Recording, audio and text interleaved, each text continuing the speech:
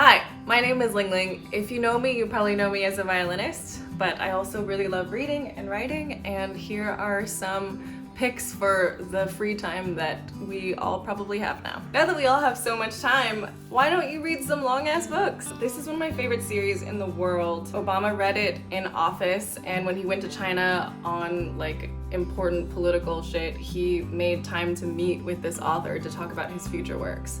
So are you more important than Obama? Probably not. So you should read these books also. They start with the cultural evolution and keep going to like the crazy distant future.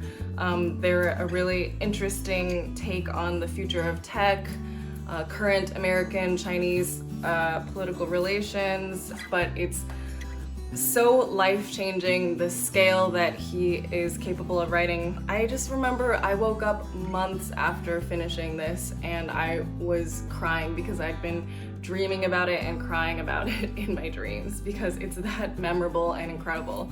The entire trilogy is called The Remembrance of Earth's Past. So if that's a little too pandemic-y for you right now, I will give you that trigger warning. If you haven't read it yet, now is a great time to pick up Elena Ferrante's Neapolitan novels. It portrays an incredible female friendship. It's really revolutionary for the kind of friendship that it shows. It has a core group of friends who are such vibrant characters, all of them, and you kind of see how over time the demands of poverty and money and all of these different situations affect each of them and paints them in a corner of becoming kind of like stereotypes of people that we know.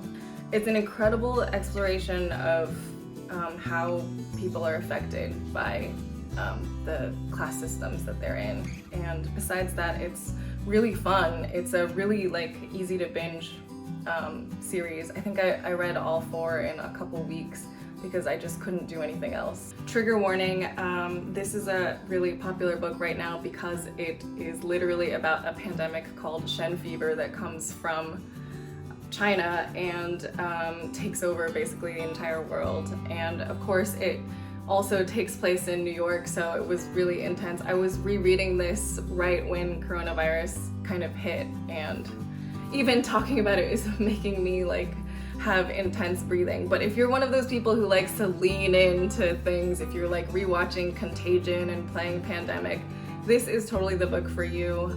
It's a love letter to New York because she somehow doesn't get it, but she's able to just kind of see all of this. It's a lot about immigration as well, and capitalism and routine, the kind of things that we fall into, which is very interesting now since we all are trying to find routines while stuck in our homes.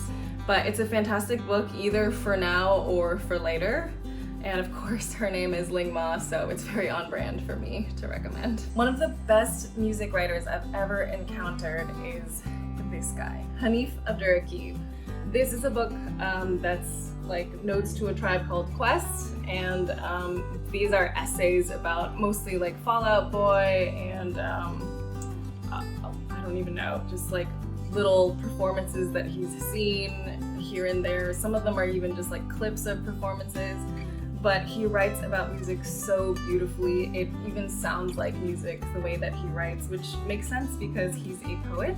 But anyway, I can't recommend these enough, especially if you're craving live performance. He can really take you into a moment and kind of distill everything that's fantastic about it. And it's also really inspiring to read as a performer because you get to like really read about how this has affected someone who's not a musician themselves. Cannot recommend enough. I cried on like some essay that he wrote about Fall Out Boy, which I wasn't even the biggest Fall Out Boy fan, but he just makes me feel so much. He always talks about music in relation to race or genders, some other kind of thing. So it's not like this music alone, art alone kind of thing, but it's always how it ties into humanity, which is really lovely as well.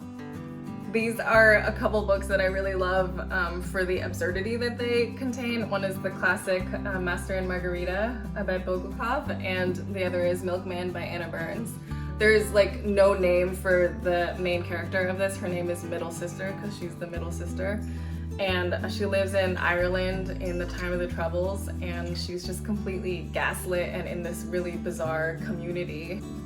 I don't know, for some reason these kind of remind me of like what it would be like to be Dr. Fauci, where you're like the only sane and rational person and everyone around you is living in this really bizarre reality that they've constructed. All right, I read this one really recently and it's really stayed with me. Kitchen and Moonlight Shadow is in the back of the book by Banana Yoshimoto, and it's just such an incredible expression of grief, and they're both kind of a little bit about grief without really mentioning it.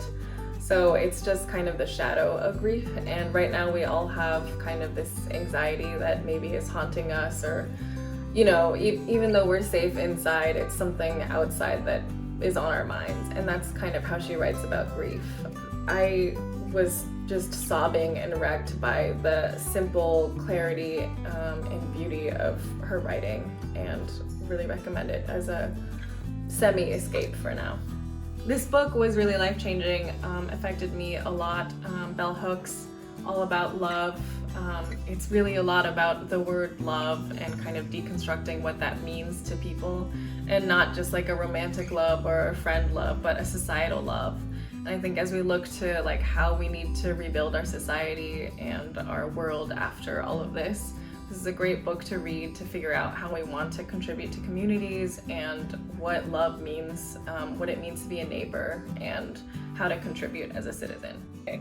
So something I read recently that was really incredible, motivated me to get off social media for I think a few months, was How to Do Nothing, Resisting the Attention Economy by Jenny Odell.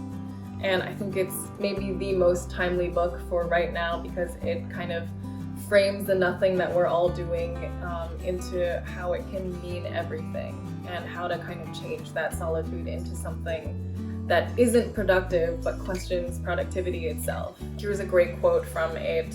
The point of doing nothing, as I define it, isn't to return to work refreshed and ready to be more productive, but rather to question what we currently perceive as productive. One of the best things I've heard, I forget if it was a quote or a meme about this whole situation, is that it's a really good time to question what normal is. This normal that we all can't get back to, like, can't wait to get back to. Maybe there are things about it that are really not serving us, and now is a good time to think about why. If you miss going outside as much as I do, this is a great book for you. The Overstory by Richard Powers. Reading it is a luxurious experience. It makes me feel like I'm camping or hiking, and that's something I really miss and wish I could do right now. It's kind of cheating because I haven't finished it. I'm only 100 pages in, but so far it's been all about the connection between disparate families and people and their different trees and the nature around them. It kind of reminds me of like Cloud Atlas or Sense8, and I'm really excited for the rest of the book and what it's gonna hold. Everyone would benefit by reading How to Do Nothing by Jenny Odell. Read this if you want to figure out how to grow as a citizen and how to contribute. Read this if you're the kind of person who likes being happy while listening to sad songs, but in like a nostalgic, happy kind of sad way. Read this if you loved Tribe Called Quest. Read this if you really like immersing and studying for things like the current pandemic. Read this if you've ever been jealous of a female friend and don't know how to navigate your relationships with people that you love but also really hate and resent. Read these if you want to have your mind focused.